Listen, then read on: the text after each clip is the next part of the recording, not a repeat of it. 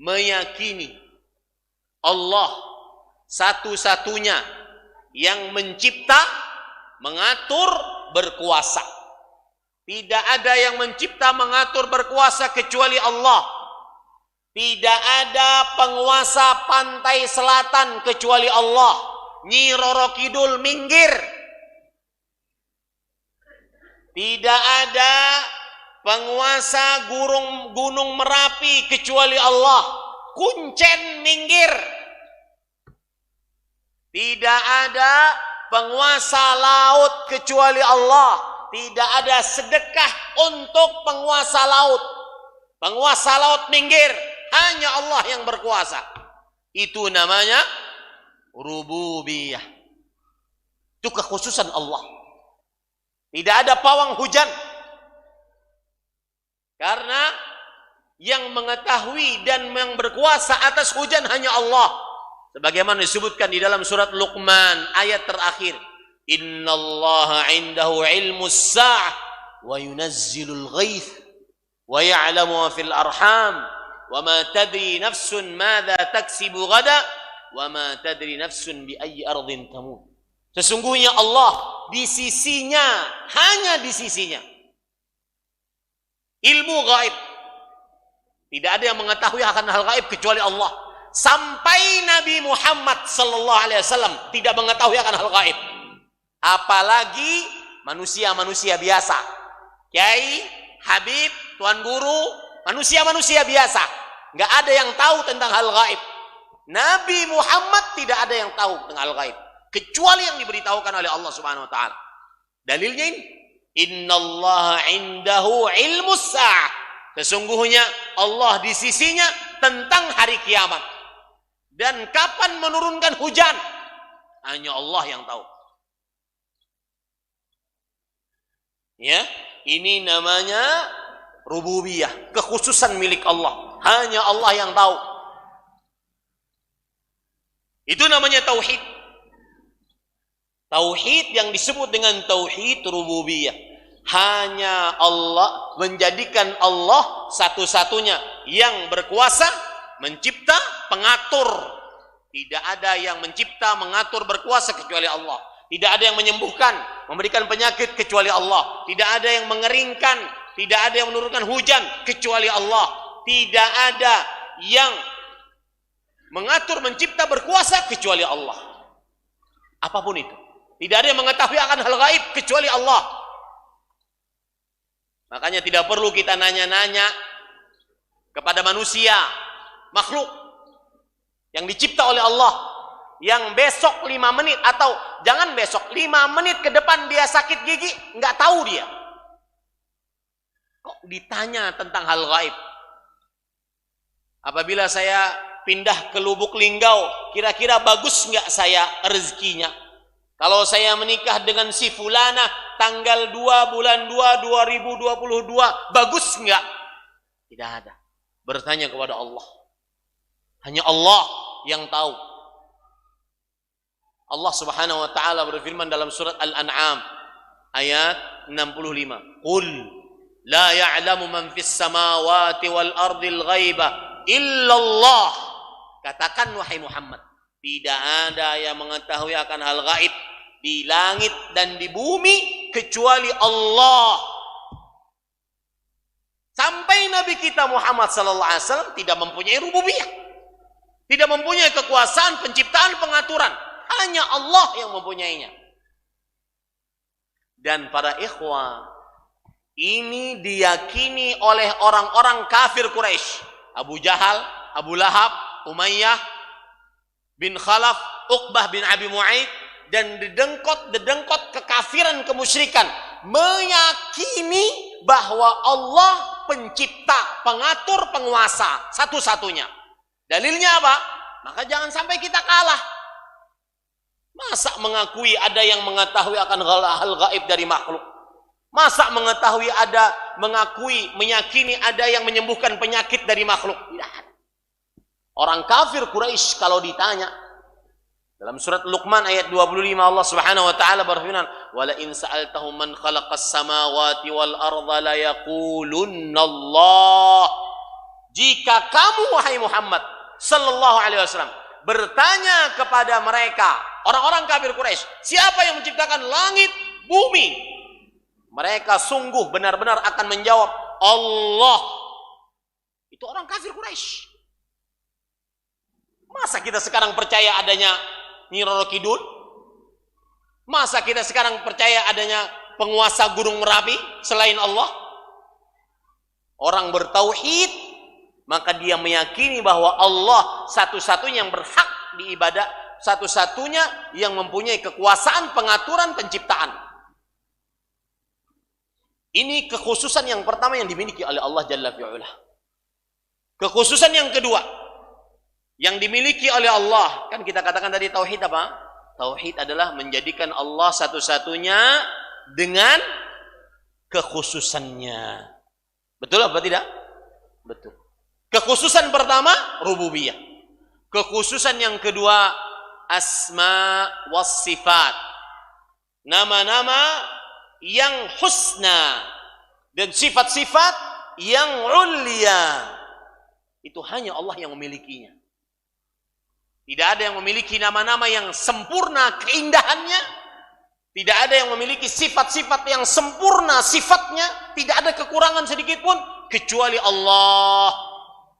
Hanya Allah yang memilikinya. Tidak boleh kita tanyakan bagaimana sifat Allah. Tidak boleh kita misalkan dengan makhluk sifat Allah. Tidak boleh kita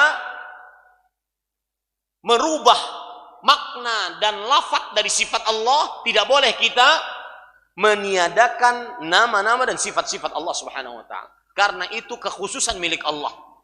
Makanya kalau seandainya ada orang mengatakan, kalau ada yang meyakini Allah beristiwa di atas arsy di langit, seperti dia meyakini lampu itu di atas, maka dia bertentangan dengan dia mengingkari ayat walam yakul lahu kufuwan ahad. Orang ini keliru. Kenapa? Karena istiwanya Allah di atas arsy disebutkan oleh Allah dalam Al-Quran sebanyak 7 kali. Ar-Rahman 'alal arsy istawa.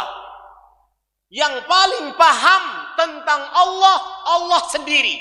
Tugas kita cuma mengimani, jangan memisalkan dengan lampu.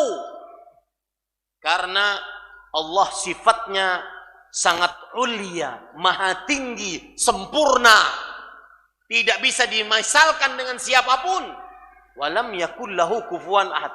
Jadi ayat yang disebutkan oleh orang tersebut yang menyamakan istiwanya Allah seperti lampu, dan dia mengatakan walam yakul lahu kufuwan ahad, itu sebenarnya ayat untuk menyanggah pendapatnya yang tidak meyakini Allah beristiwa di atas arsy. Ini menunjukkan kekhususan yang kedua yang dimiliki oleh Allah. Allah memiliki nama-nama yang husna dan sifat-sifatnya yang mulia. Apa dalilnya? Allah Subhanahu wa taala berfirman, "Walillahil asmaul husna fad'uuhu biha." Dan Allah Subhanahu wa taala memiliki nama-nama yang husna, maka berdoalah dengannya. Disebutkan oleh Allah dalam surat Al-A'raf ayat 180. Kekhususan yang ketiga, yang terakhir yang dimiliki oleh Allah,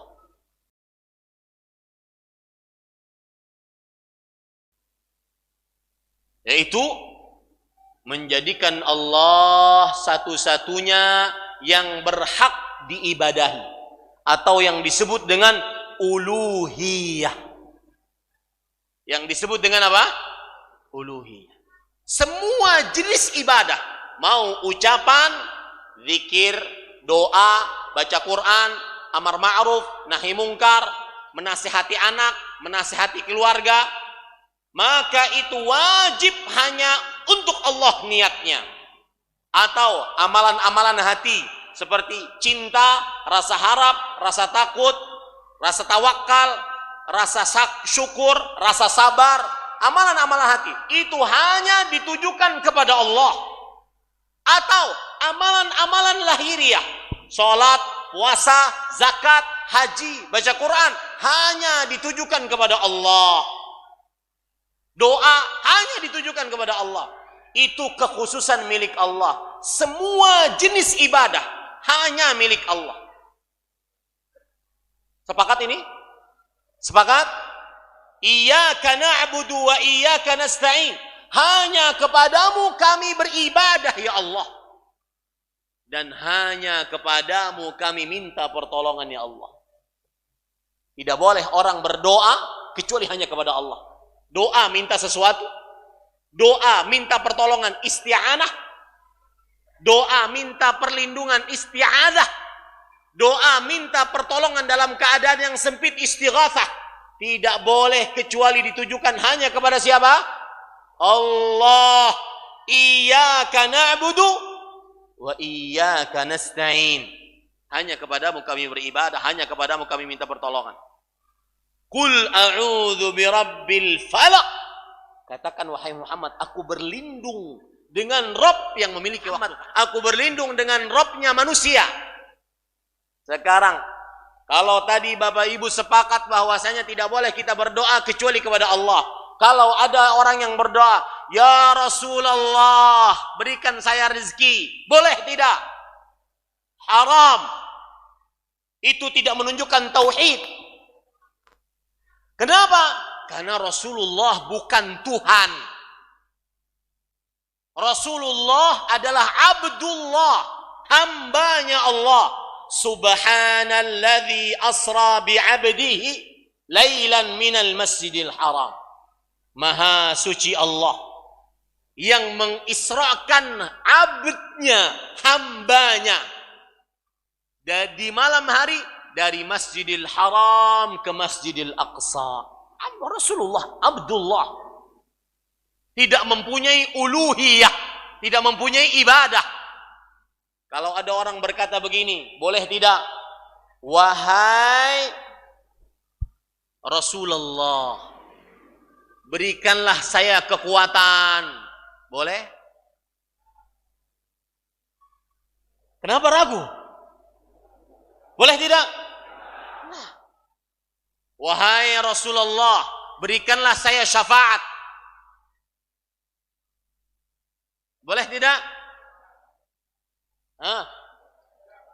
Kenapa?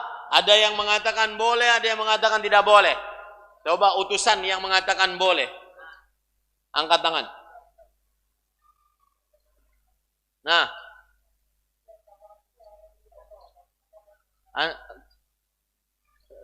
Berpendapat apa? Boleh atau tidak?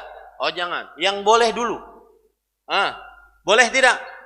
Boleh. Kenapa? Saya berbicara sekarang di dunia. Belum datang Dajjal, nanti akhirat nanti. Di dunia boleh enggak? Wahai Rasulullah, berilah saya syafaat. Boleh tidak? Kenapa? Angkat tangan. Adabnya.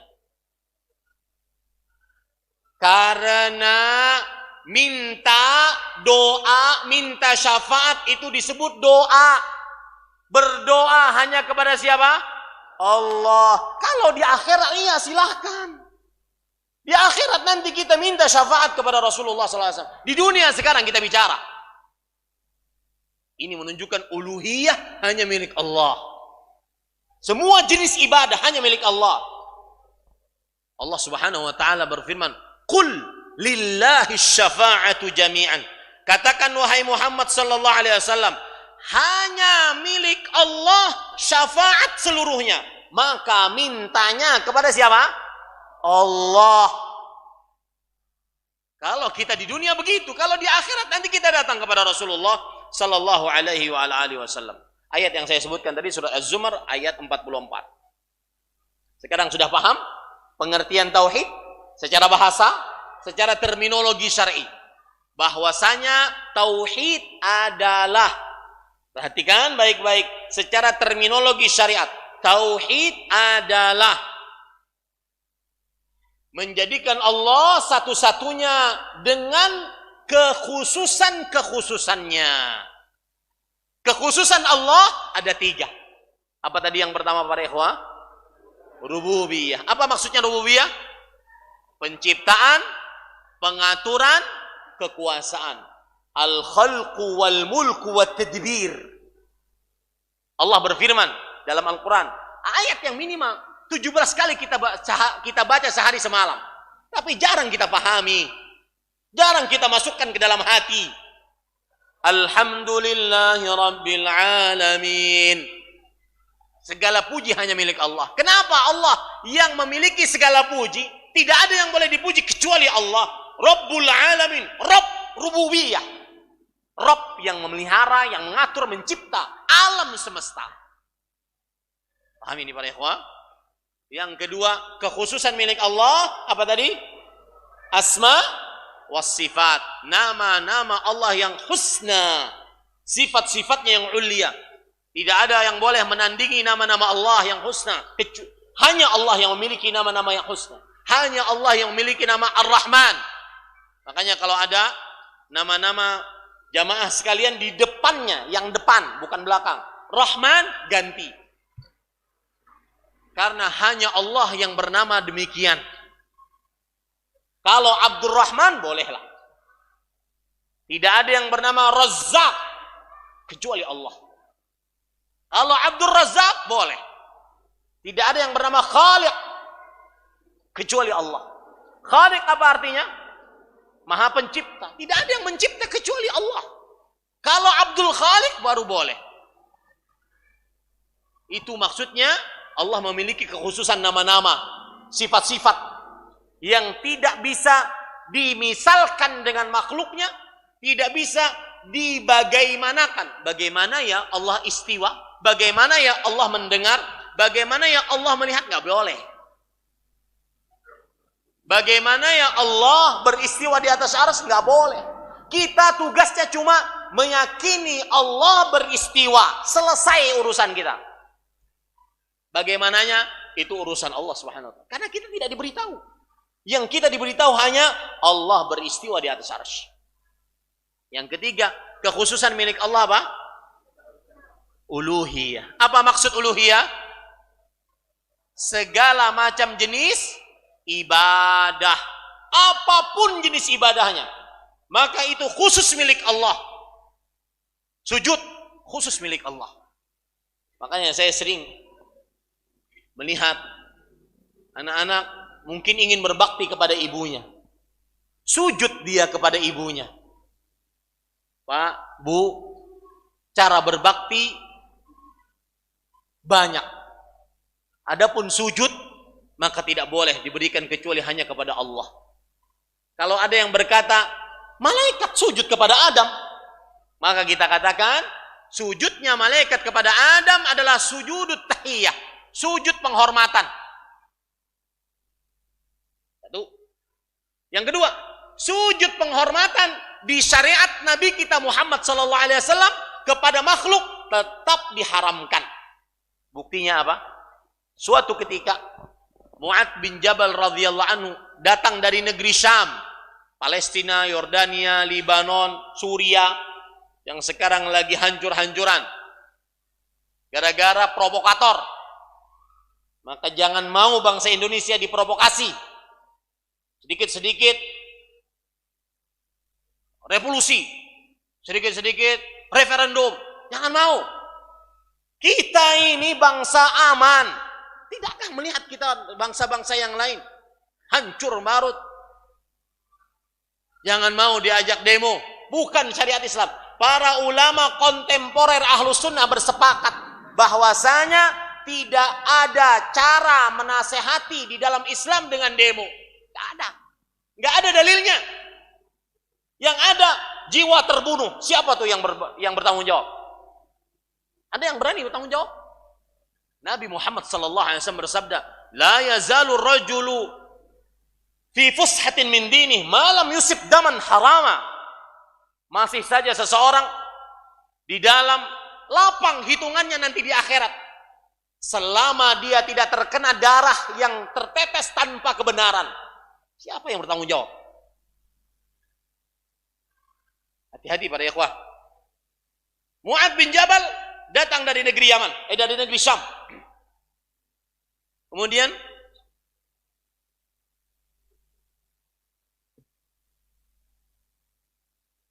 beliau dilihat di negeri Syam. Seseorang kalau ingin hormat kepada orang lain sujud. Maka beliau sudah bertekad, kalau saya sampai ke kota Madinah bertemu Rasulullah sallallahu alaihi wasallam, saya akan sujud di hadapan Rasulullah sallallahu alaihi wasallam. Maka ketika sampai kota Madinah sujudlah beliau. Kemudian kata Rasulullah sallallahu alaihi wasallam, "Ma hadza?" Apa ini wahai Mu'adz?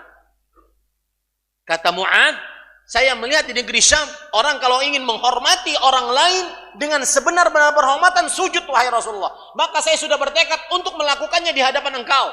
Kata Rasulullah SAW, la taf'alu. Jangan kalian lakukan. Lau kuntu amiran ahadan yasjudu li ahadin, la amartu al-mar'ata yasjudu li zawjiha li'idhami haqqihi 'alaiha. Kalau seandainya aku diperintahkan untuk memerintahkan seseorang sujud kepada makhluk, maka niscaya aku akan perintahkan istri sujud kepada suaminya. Karena saking besarnya hak suami dibandingkan di hadapan istrinya. Ini menunjukkan bahwasanya sampai sujud penghormatan pun tidak boleh. Kita boleh berbakti kepada orang tua, tapi jangan sampai mengerjakan yang haram. Paham ini para ikhwah? Sujud hanya milik Allah Jalla fi'ula. Qul inna salati wa nusuki wa mahyaya wa mamati lillahi rabbil alamin. Baik. Sekarang kalau sudah kita pahami itu, kita masuk kepada kalau ada yang bertanya, kalau ada yang bertanya. Itu pembagian tauhid menjadi 3.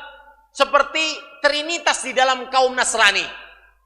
Ada Tuhan Bapa, Tuhan Ibu, Tuhan Anak, Ruhul Kudus.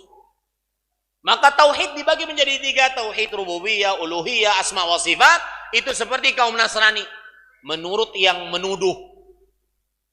Maka kita katakan bahwasanya tauhid antara tauhid 3 dengan Trinitas sangat jauh berbeda. Kenapa? Trinitas itu mensyirikkan Allah. Menjadikan untuk Allah ada anaknya, ada kawannya. Itu namanya Trinitas. Menjadikan Allah sekutu, untuk Allah sekutu. Adapun tauhid yang kita pelajari tadi, apa tadi?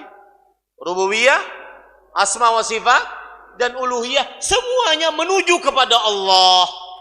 Tidak ada mensyirikkan Allah Subhanahu wa taala. Semuanya membicarakan tentang Allah Subhanahu wa taala. Paham ini para ikhwah? Baik.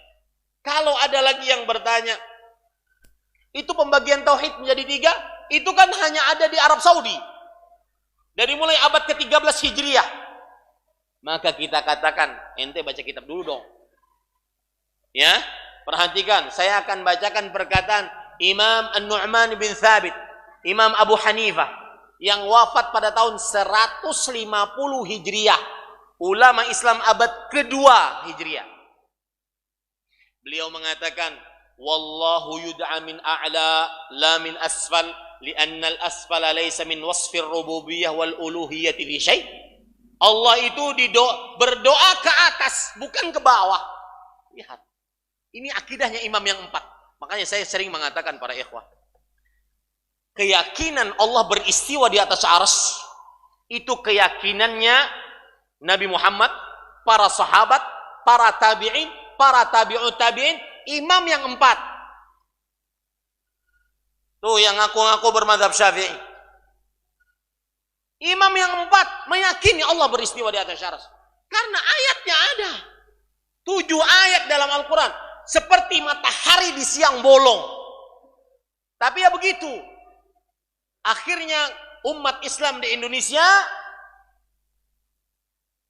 diberikan ujian oleh Allah. Ada yang mengingkari istiwanya Allah di atas arsy. Dan qadarullah yang mengingkari tersebut masyhur.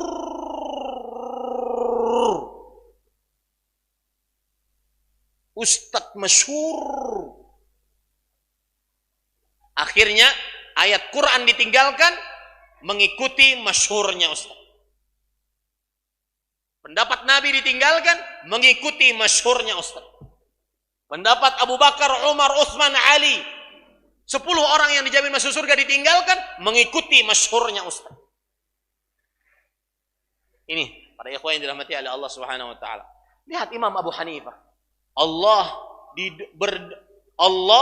didoakan dari atas, bukan dari bawah. Karena yang dari bawah tidak memiliki sifat rububiyah dan uluhiyah sama sekali. Lihat Imam Abu Hanifah sudah berbicara kata-kata rububiyah, kata-kata uluhiyah. Beliau ulama Islam abad keberapa? Kedua Hijriah. Wafat pada tahun 150 Hijriah. Lihat lagi, ada seorang ulama besar mempunyai kitab tauhid namanya Ibnu Mandah. Beliau juga ulama Islam abad kedua Hijriah. Beliau mengatakan, para ikhwan yang dirahmati oleh Allah, atau saya cari perkataan yang lain yang lebih jelas. Imam Ibnu Jarir At-Tabari, Imamul Mufassirin, ahli tafsir, ulama Islam abad keempat Hijriah, wafat pada tahun 310 Hijriah. Beliau mengatakan ketika menafsiri surat Muhammad ayat 19, fa'alam annahu la ilaha illallah wastaghfir li dzambik. Yang artinya, ketahuilah bahwa tidak ada ilah yang berhak diibadahi melainkan Allah, dan beristighfarlah kepada atas dosa-dosamu.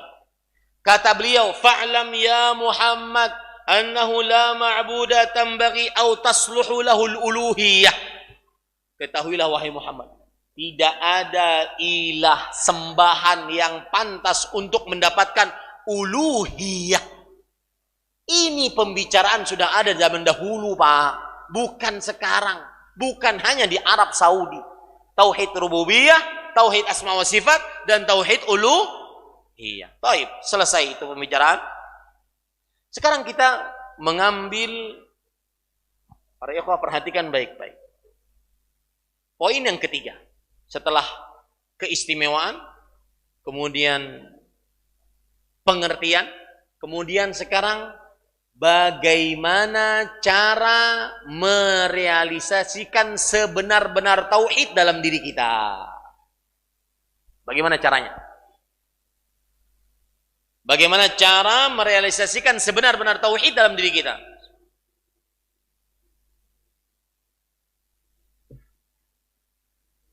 Ahibati hafizakumullah.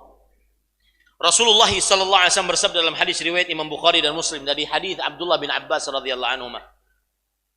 Beliau bersabda, "Wa ma'ahum 70,000 yadkhuluna al-jannah bighairi hisabin wala 'adzab."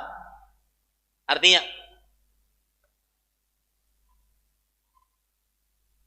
ada Nabi Muhammad sallallahu alaihi wasallam yang nanti di hari kiamat akan membawa 70.000 dari umatnya. 70.000 dari umatnya. 70.000 dari umatnya. Yang masuk surga tanpa hisab, tanpa azab. Siapa mereka? Orang-orang yang merealisasikan tauhid. 70.000 yang masuk surga tanpa hisab, tanpa azab. Mereka lah orang-orang yang merealisasikan tauhid. Siapa yang merealisasikan tauhid? Apa sifat-sifatnya? Ada 4 dalam hadis ini.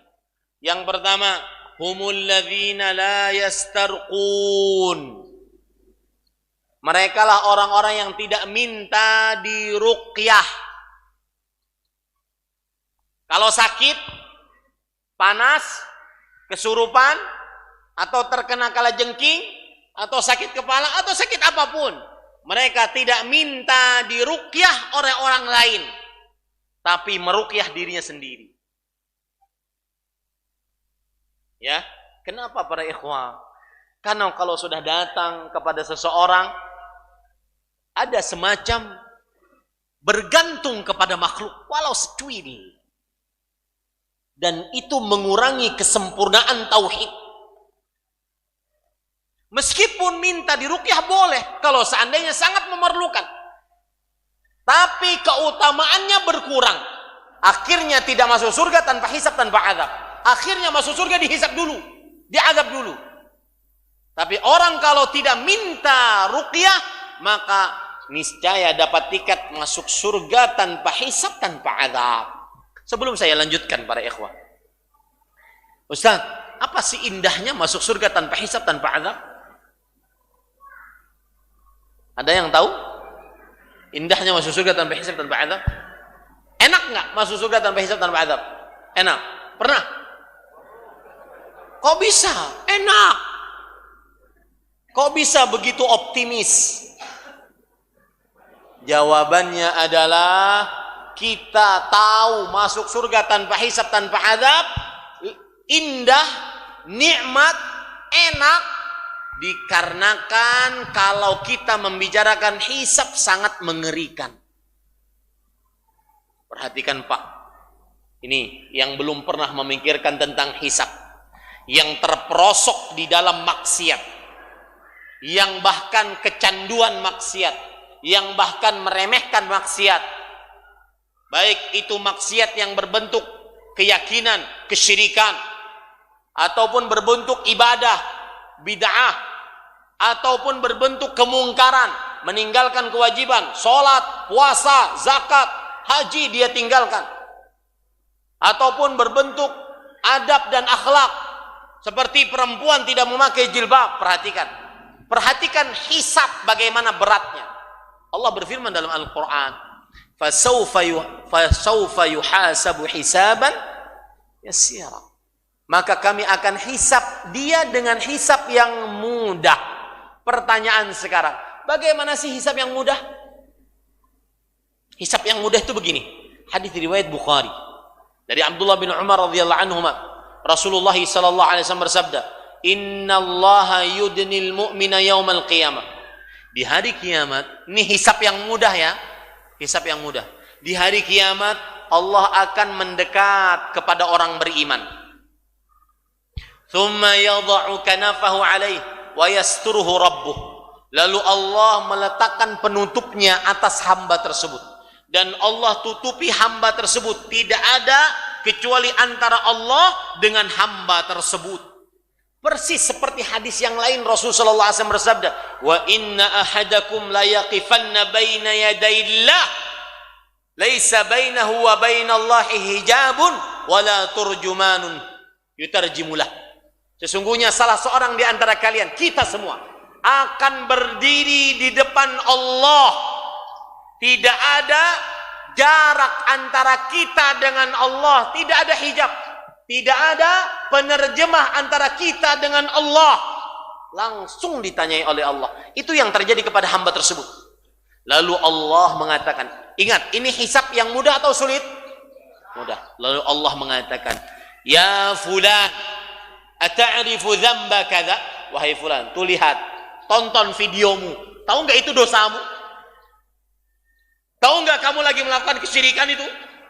Tahu nggak kamu lagi riya? Sadar nggak kamu itu? Diperlihatkan semuanya, tidak ada yang tertutupi.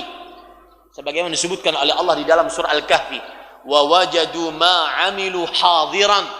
Mereka mendapati apa yang telah mereka perbuat hadir di hadapannya, terlihat. Maka hamba tersebut tidak bisa mengelak. Iya ya Allah. Wahai perempuan, tahu nggak itu dosamu? Kenapa upload foto di media sosial? Wahai perempuan, tahu nggak dosamu? Kenapa goyang 2 jari di media sosial? Wahai fulan, tahu nggak itu dosamu? Kenapa makan harta riba? Diperlihatkan seluruhnya. Wahai pedagang, tahu nggak itu dosamu? Kenapa menipu, mengoplos, memalsukan? Maka hamba tersebut mengatakan, bala ya Rabb, bala ya Rabb, bala ya Rabb. Iya itu dosaku ya Allah, iya itu dosaku ya Allah, iya itu dosa. Nggak bisa ngelak. Hatta idza qarrarahu bidzunubi, sampai dia mengakui seluruh dosa-dosanya. Wa ra'a fi nafsihi annahu halak, dan dia mengira, sudah nih, pasti neraka sudah. Ingat, itu hisab yang mudah. Yang mudah seperti itu, Pak. Gimana yang sulit? Makanya saya katakan tadi, kalau masuk surga tanpa hisab itu indah, nikmat. Dari mana kita tahu padahal kita belum merasakannya? karena lihat hisabnya Allah yang mudah saja sulit. Bahkan di dalam hadis riwayat Imam Muslim, Rasul sallallahu alaihi wasallam bersabda, "Man nuqishal hisaba faqad halak." Siapa yang diteliti saat hisabnya pasti binasa. Wahai fulan, itu hartamu dapat dari mana? Pakaian kamu beli dengan uang dapatnya dari mana? Kemudian kamu gunakan untuk apa? Wahai perempuan, kamu berdandan untuk siapa? Wahai perempuan, kamu keluar rumah bekerja dalam keadaan berdandan, pakai minyak wangi, pakaian bagus-bagus, untuk siapa? Itu semua diperlihatkan. Dan tidak bisa mengelak. Itu hisab yang paling mudah. Kembali kita ke permasalahan tadi. Yang pertama berarti tidak minta diruqyah. Orang yang merealisasikan tauhid tidak minta diruqyah. Boleh nggak minta ruqyah? Boleh. Kalau tidak sanggup meruqyah dirinya, boleh dia minta ruqyah.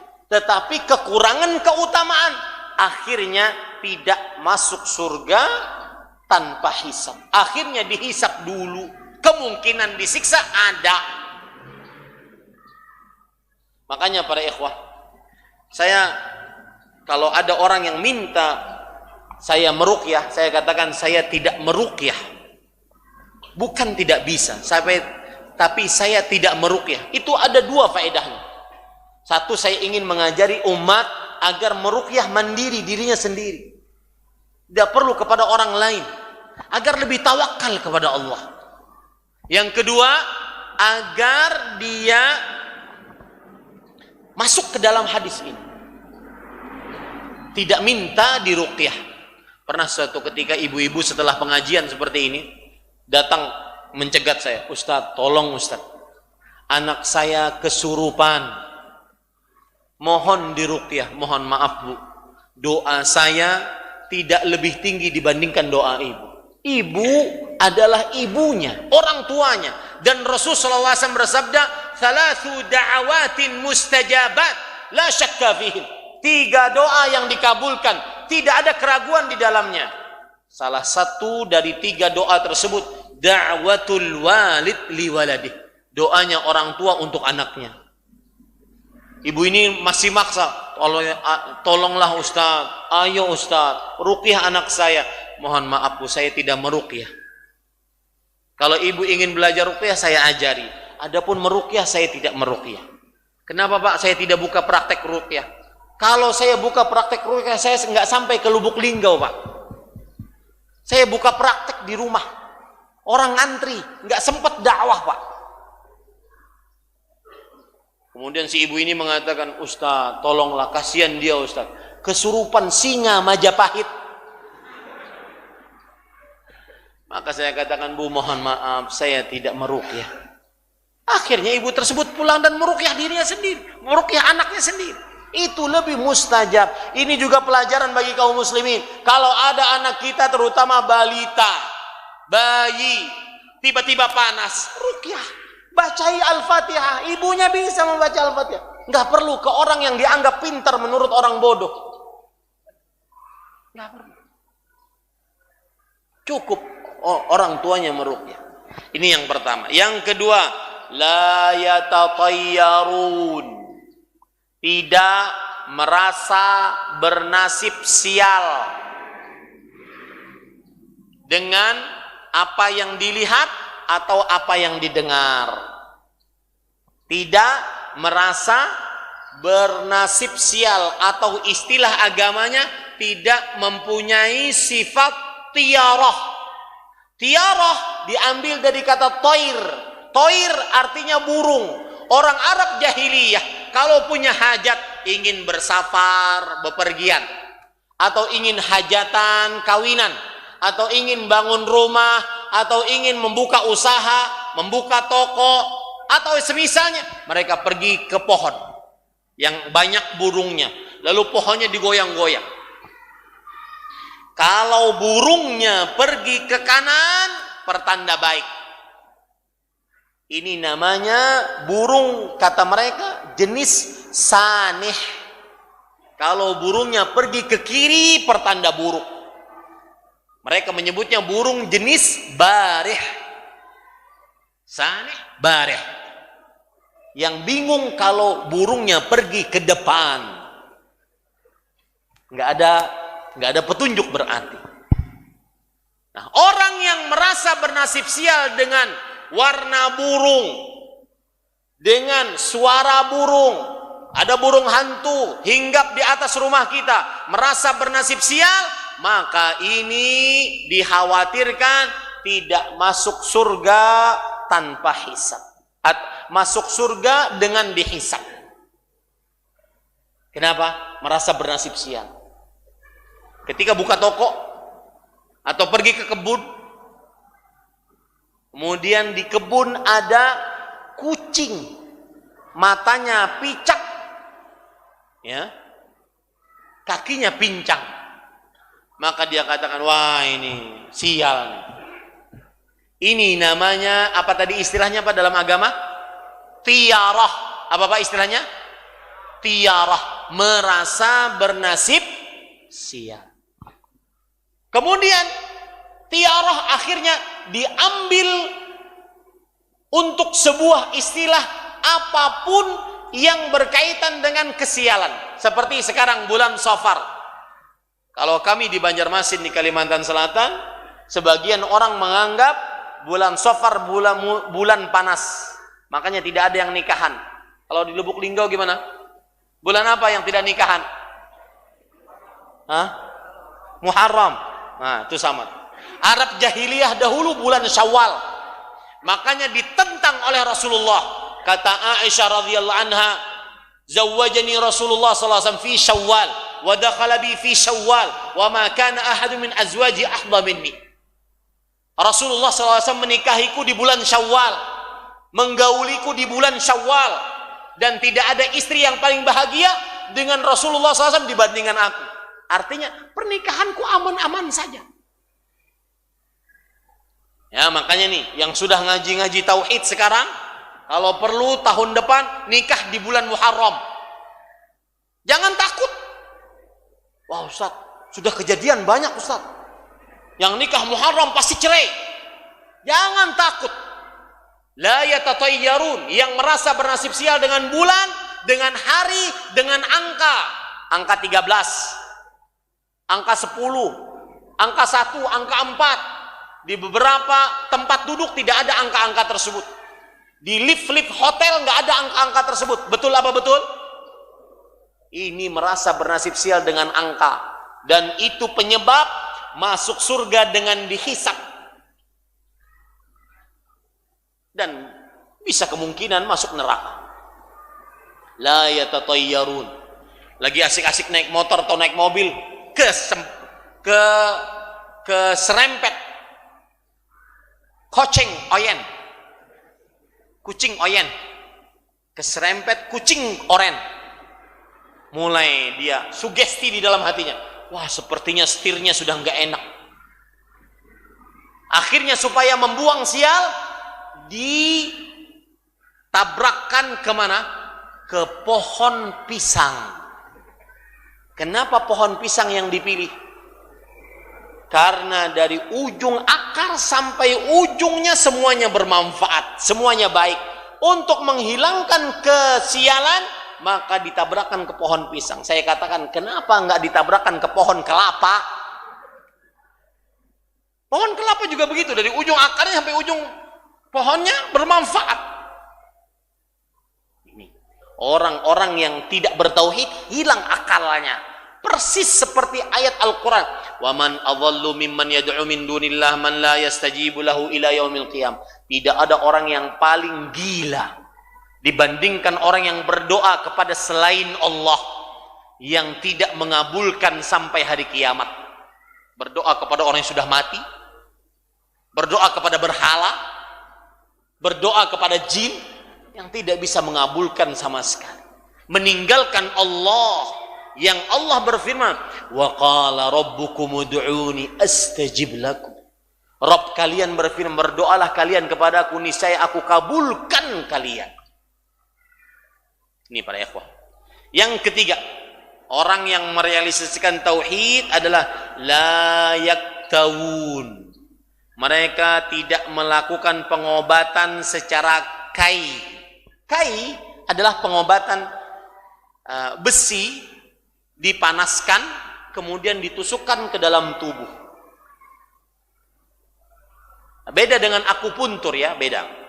Tapi ini besi seperti paku dipanaskan dimasukkan ke dalam tubuh. Kenapa akhirnya orang yang seperti ini masuk surga dengan dihisap? Ya, tidak bisa masuk surga tanpa hisap. Kenapa?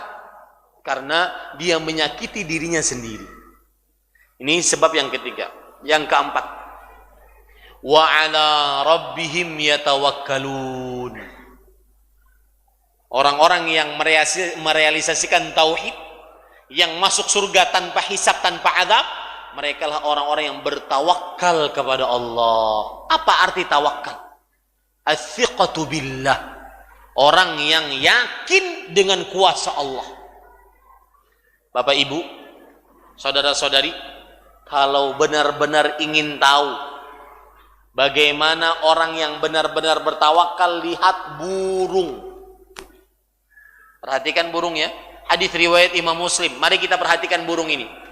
Lau annakum tawakkaluna 'ala Allahi haqqa tawakkulih la razaqakum kama yarzuqu at-tayra taghdu khimasan wa taruhu bitanan.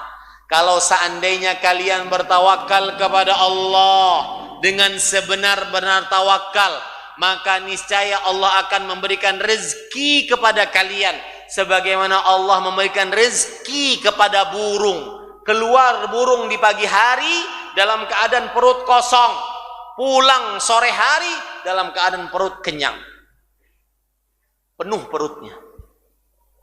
Dan ini terbukti Pak. Saya pernah diundang ke Brunei, kemudian saya kajian di masjid. Di depan masjid itu ada pohon, di pohon itu ada burung penuh. Jadi kalau seandainya kita datang sebelum subuh, itu burungnya berbunyi, kurik, penuh, mungkin ratusan. Setelah sholat subuh, hilang itu burung. Kenapa? Mengerjakan hadis Rasul. Taghdu khimasan, pagi hari keluar. Ketika mau sholat maghrib, saya mau kajian di masjid itu, dia sebelum maghrib sudah ada lagi. Seperti hadis Rasul, wa taruhu bitanan, sore hari pulang dalam keadaan sudah kenyang perut. Mari Pak, sebentar. Mari Pak, kita perhatikan burung dibandingkan dengan kita. Mana yang lebih bertawakal? Burung Pak, ketika keluar, lihat tubuhnya dulu, tubuhnya. Burung, tubuhnya cuma punya 2 kaki. Cakarnya mungkin 3 atau 4. Berbeda dengan kita. Punya tangan, punya kaki. Tangan 2, kaki 2. Bisa lari, bisa menggerakkan apapun. Itu sudah satu. Burung Pak, punya mulut, paruh. Itu untuk memilah-milah makanannya. Kita punya tangan, memilah-milah makanan kita. Artinya Pak, semestinya kita lebih bertawakal dibanding burung. Paham gak maksud saya? Burung Pak, makanannya terbatas, biji-bijian kecil, ulat-ulat. Sedangkan manusia, makanannya apa saja. Makhluk pemakan daging, apa namanya? Karnivora. Itu manusia masuk di dalamnya. Makhluk pemakan tumbuhan, herbivora, manusia masuk di dalamnya. Makhluk pemakan apa saja, omnivora, manusia masuk di dalamnya. Bahkan ada spesies baru, makhluk pemakan api, manusia. Makhluk pemakan api. Mohon maaf yang masih ngerokok. Ya. Semestinya yang saya maksud adalah semestinya kita lebih bertawakal dibanding burung. Kenapa? Karena kita bisa makan apa saja, mau tumbuhan, mau dagingan, mau apa saja kita bisa makan. Bahkan disebutkan di sebuah daerah sapi-sapi kurus. Kenapa? Karena makanannya dimakan manusia. Makanan sapi apa? dedek sapi. Dimakan juga oleh manusia. Dan yang lebih luar biasa, Pak, burung ketika keluar, dia tidak terdaftar sebagai PNS. Tawakal keluar aja. Pokoknya kerja, nggak nganggur.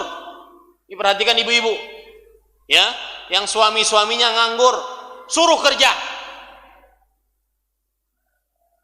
Ini sudah nganggur, istrinya yang disuruh kerja, malam minta jatah. Enak banget ente. Kerja. Lihat, bilang kepada suaminya yang nganggur, apa nggak malu sama burungmu itu? Kan burung kita, burung.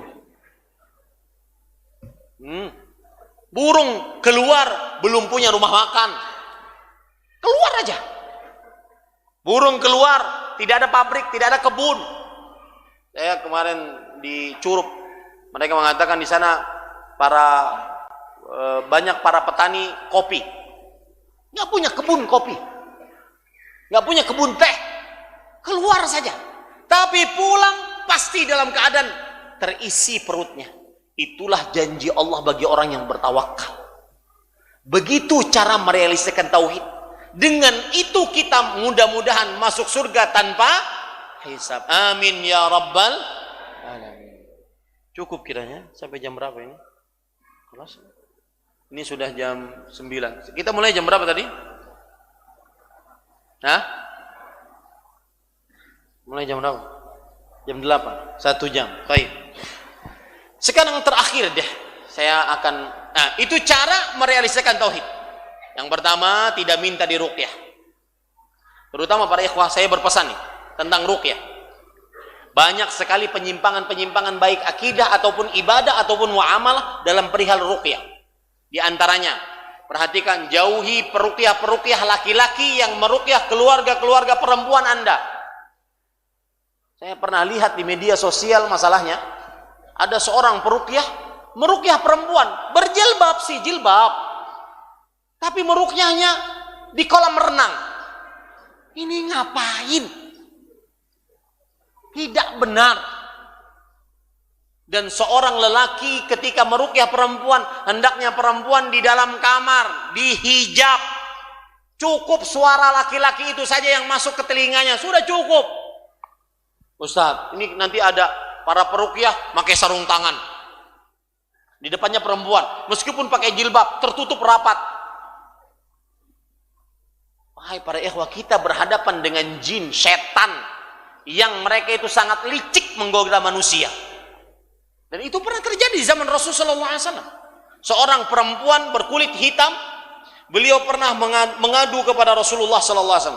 Ya Rasulullah, inni usra wa inni atakashaf, fad'ullah an yashfiyan. Wahai Rasulullah, aku sering kesurupan, dan kalau sudah kesurupan auratku terbuka. Itu setan yang mengganggu.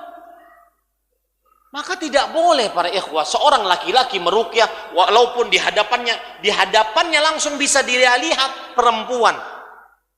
Kemudian pakai sarung tangan, nanti megang kepala seenaknya. Nggak boleh para ikhwah. Setan itu licik. Nanti kalau seandainya di depannya perempuan, ya, yang terjadi bukan ruqyah, tetapi ruqyat. Melihat nanti, nonton perempuan tersebut, bagaimana bentuk tubuhnya. Antum tahu para ikhwah, ketika ada seorang istri Nabi, kalau tidak salah Zainab binti Jahsh, meninggal.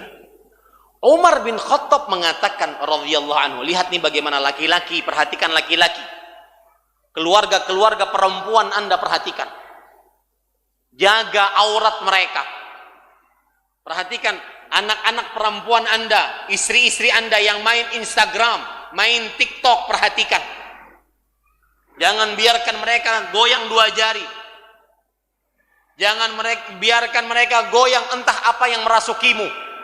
La haula wala quwata illa billah.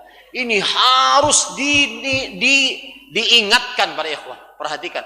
Umar bin Khattab mengatakan ketika istri Nabi meninggal, tidak ada yang boleh menghadiri pengurusan jenazahnya kecuali laki-laki dari mahramnya. Kenapa? Karena kalau seandainya pengurusan jenazahnya, maka meskipun sudah dikafani, kan terlihat buah dadanya, terlihat pinggulnya, terlihat bentuk tubuhnya. Begitu saja masih sangat ribut para sahabat. Wahai anda para suami, hati-hati. Jangan sampai masuk ke dalam hadis Rasul. Thalathatun la yadkhulunal jannata abadan. 3 orang yang tidak masuk surga selamanya. Salah satunya ad-dayyuth alladhi yuqirru fi ahlihi al-khubtha. Seorang lelaki yang mempunyai sifat dayyuth, yang membiarkan keluarga perempuannya mengumbar aurat. Ini masalah ruqyah para ikhwan. Kalau perlu cari peruqyah perempuan. Kalau seandainya yang diruqyah adalah keluarga perempuan gitu, jangan laki-laki. Sekarang sudah samar hal-hal yang aneh, hal-hal yang aturan terlarang sudah jadi boleh. Gara-gara kenapa? Gara-gara mempermudah urusan ini. Ya, contoh ruqyah massal. Laki-laki di depan, perempuan di belakang.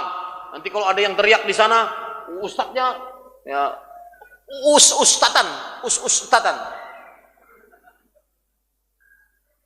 datang ke belakang. Ngapain dia ke tempat perempuan? Para ikhwah, hati-hati. Penyimpangan dalam ruqyah banyak. Terutama itu dalam hal muamalah, adab. Terutama dalam hal akhlak, dalam hal akidah. Penyimpangan dalam ruqyah banyak. Di antaranya nusrah. Nusrah itu adalah halus sihir bis sihir. Nusrah adalah mengobati sihir dengan sihir. Mengobati orang kerasukan jin dengan mendatangkan jin yang lebih besar. Dan itu banyak di tengah masyarakat. Dan banyak, ada lagi yang lagi viral di YouTube. Kita tidak membicarakan beliau mengobati orang, berbuat baik kepada orang. Kita tidak membicarakan masalah itu. Yang kita bicarakan cara meruqyah harus sesuai syariat. Nggak bisa baper di sini, nggak bisa bawa perasaan. Ya, harus bading, bawa dalil. Ini para ikhwan yang dirahmati oleh Allah Subhanahu wa taala. 15 menit saya gunakan untuk menambah poin sedikit para ikhwah, yaitu yang paling utama, yaitu keutamaan tauhid. Yang pertama, keutamaan tauhid paling utama adalah tadi, masuk surga tanpa hisab, tanpa azab. Masuk surga tanpa hisab, tanpa azab. Ini keutamaan tauhid paling pertama. Kemudian keutamaan tauhid yang kedua, bentar, diharamkan masuk neraka. Rasulullah sallallahu alaihi wasallam bersabda dalam hadis yang diriwayatkan oleh Imam Muslim dari Itban bin Malik radhiyallahu anhu, innallaha harrama 'alan nar man qala la ilaha illallah yabtaghi biha wajhullah. Allah mengharamkan atas neraka siapa yang mengucapkan tauhid la ilaha illallah, yang ikhlas karena mencari wajah Allah Subhanahu wa taala. Ini keutamaan tauhid yang kedua. Keutamaan tauhid yang ketiga, diharamkan kekal abadi di neraka. Oh Ustaz, apa bedanya dengan kedua dan yang ketiga? Yang kedua diharamkan masuk neraka. Yang ketiga diharamkan kalau masuk diharamkan untuk kekal. Tidak akan kekal. Rasulullah sallallahu alaihi wasallam bersabda, "Yakhruju minan nar man qala la ilaha illallah." Akan keluar dari api neraka siapa yang mengucapkan la ilaha illallah. Keutamaan yang ketiga. Keutamaan yang keempat, diampuni dosanya oleh Allah walau sebesar apapun dosanya, asalkan bertauhid. Hadis riwayat Imam Tirmidzi dari Anas bin Malik radhiyallahu anhu, Rasulullah sallallahu alaihi wasallam bersabda, qala Allah taala, ya bani Adam, innaka law ataitani biqarabil ardi khataya thumma laqitani la tusyrik bi syai'an la ataituka biqarabiha maghfirah. Wahai anak Adam, kalau hari kiamat kelak engkau membawa dosa sejagat raya, dosanya sebesar bumi, kemudian engkau menemuiku dalam keadaan tidak mensyirikanku, dalam keadaan mentauhidkanku, maka aku akan datangi engkau dengan sejagat raya ampunan. Maka Bapak Ibu, ya, itulah beberapa keutamaan tauhid. Yang pertama tadi apa? Masuk surga tanpa hisab, tanpa azab. Yang kedua, diharamkan dari neraka. Yang ketiga, diharamkan dari kekal di dalam neraka. Yang keempat, diampuni dosa sebesar apapun dosanya. Orang bertauhid diampuni dosanya sebesar apapun. Wallahu alam. Ini kira-kira yang bisa saya sampaikan. Wallahu alam. Sallallahu nabiyana Muhammad walhamdulillahirabbil alamin. Taib.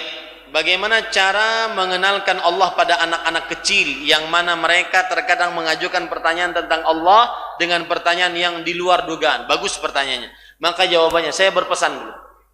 Salah satu tugas orang tua dari umur anak 0 sampai 6, kenalkan tentang tauhid. Minimal bisa mengucapkan syahadat asyhadu an la ilaha illallah. Minimal. Kemudian kenalkan tentang tauhid, tentang Allah sesuai dengan kadar dia berpikir. Misalkan, saya pernah dicurhati juga oleh seorang orang tua, Ustadz, bagaimana mengenalkan tentang Allah Maha Pencipta? Karena saya mengatakan semua yang ada di atas muka bumi ini adalah yang menciptakannya adalah Allah. Kemudian si anak menyeletuk, oh kalau begitu semuanya made in Cina dong. Kenapa? Karena semuanya adalah buatan Cina. Sesuai dengan pemikiran dia. Nah, kita katakan berbicaralah kepada anak tentang tauhid sesuai dengan pemahaman anak. Ya, Allahu a'lam. Kerabat saya mendatangi seorang ustadz dalam tanda kutip untuk berobat.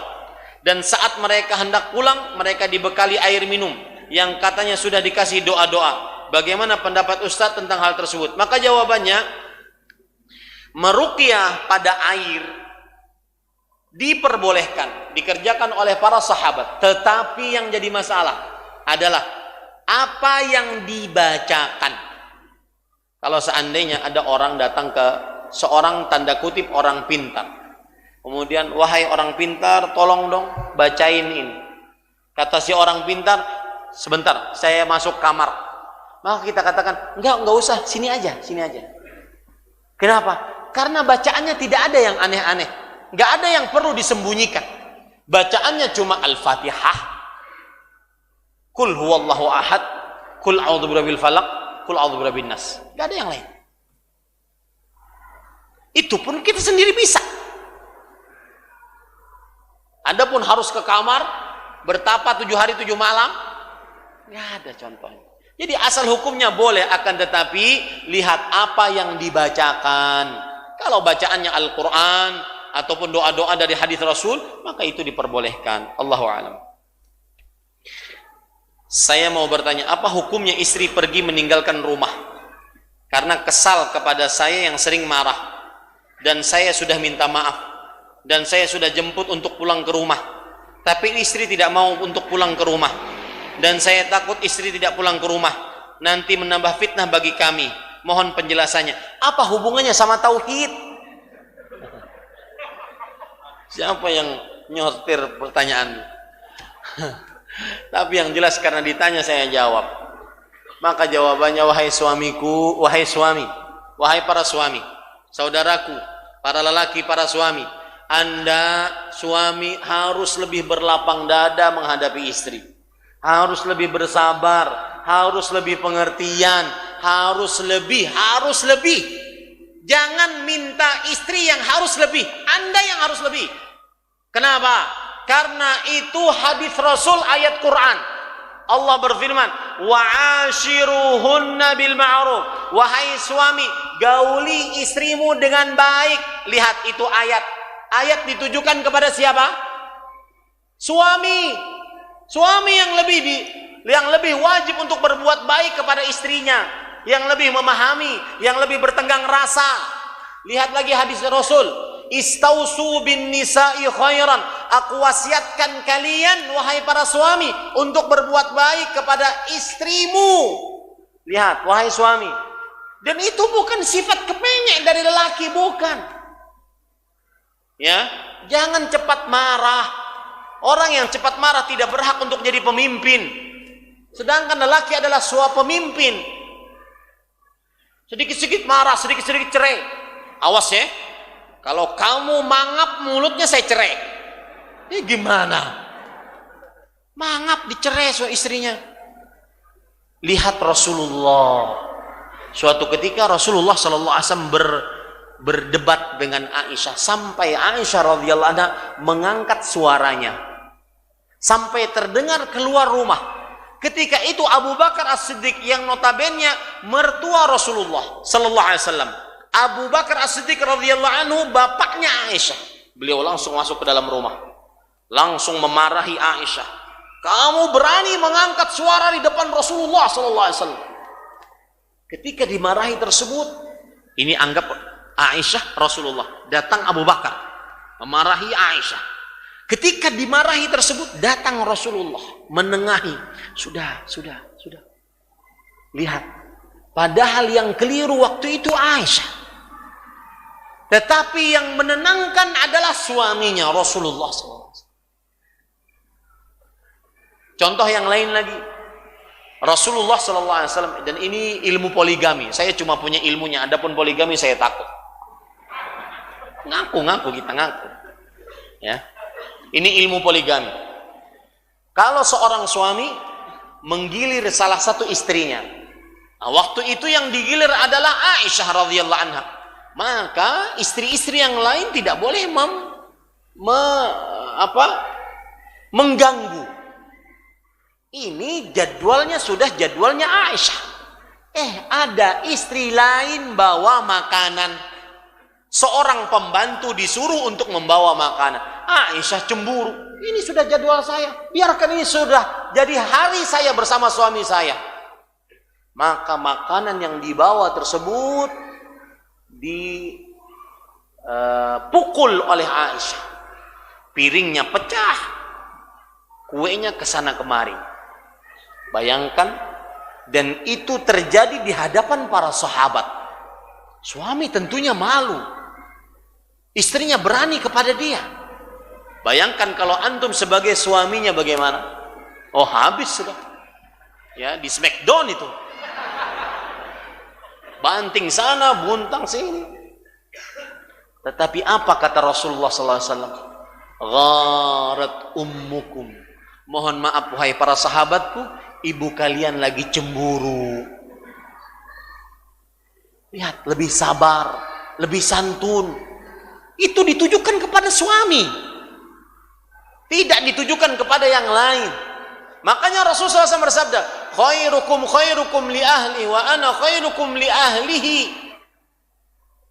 Artinya, sebaik-baik kalian wahai para suami adalah yang paling baik sikapnya kepada istri, dan aku suami yang paling terbaik sikapnya kepada istri-istriku. Maka saya katakan, wajar kalau seandainya istri suka dimarahi kemudian dia minggat, dia itu tidak melakukan kesalahan. Ingat, secara hukum syar'i, istri yang tertekan dengan KDRT, istri yang tertekan dengan kemarahan suami, wajar, boleh dia keluar rumah. Islam tidak menzalimi hambanya, tidak menzalimi pengikutnya. Istri yang terzalimi dia berhak untuk pergi kembali ke rumah orang tuanya, daripada dia dimaki-maki, daripada dia ditendang, kemudian dipukul. Karena banyak Pak, para suami yang jadi preman di rumah. Ya, KDRT. Maka lalu solusinya bagaimana Ustaz? Solusinya minta maaf. Minta halal. Kalau dimaafkan walhamdulillah. Dan bujuklah istrimu. Dan saya berpesan kepada istri, itu tadi kepada suami ya. Sepanjang itu jawaban saya untuk suami. Saya berpesan kepada istri, maka kembalilah ke rumah suamimu. Maafkan dia. Dan harus berjanji dia di hadapan seluruh keluarga, baik keluarga suami atau keluarga istri, harus berjanji agar tidak marah-marah lagi. Dan kembalilah karena mengingat anak-anak Anda. Saya sering mengatakan perceraian bukti egoisme orang tua, yang akhirnya anak-anak terlantar. Allahu a'lam. Apabila terlanjur kita sudah pernah diruqyah dan karena ketidaktahuan apakah masih bisa masuk surga tanpa azab dan hisab, dan apa yang harus saya lakukan?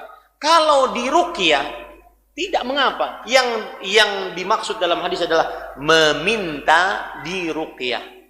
Kalau seandainya kita sudah sakit keras kemudian orang meruqyah kita, enggak jadi masalah. Yang dimaksud dalam hadis apa?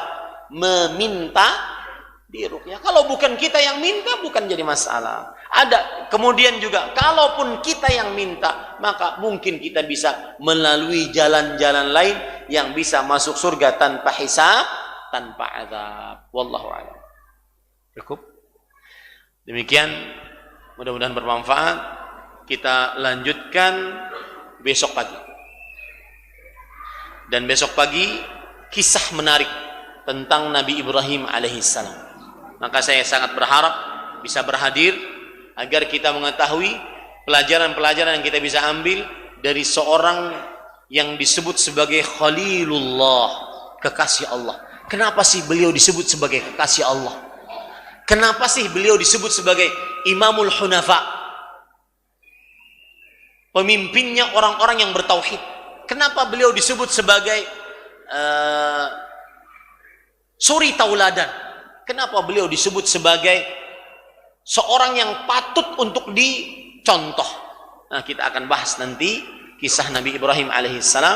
Semoga bermanfaat. Wallahu a'lam. Sallallahu Nabi Muhammad. Walhamdulillahirabbil alamin. Subhanakallah bihamdik. Asyhadu an la ilaha illa anta astaghfiruka wa atubu ilaik. Wassalamualaikum warahmatullahi wabarakatuh. Jamaah sekalian yang kami hormati,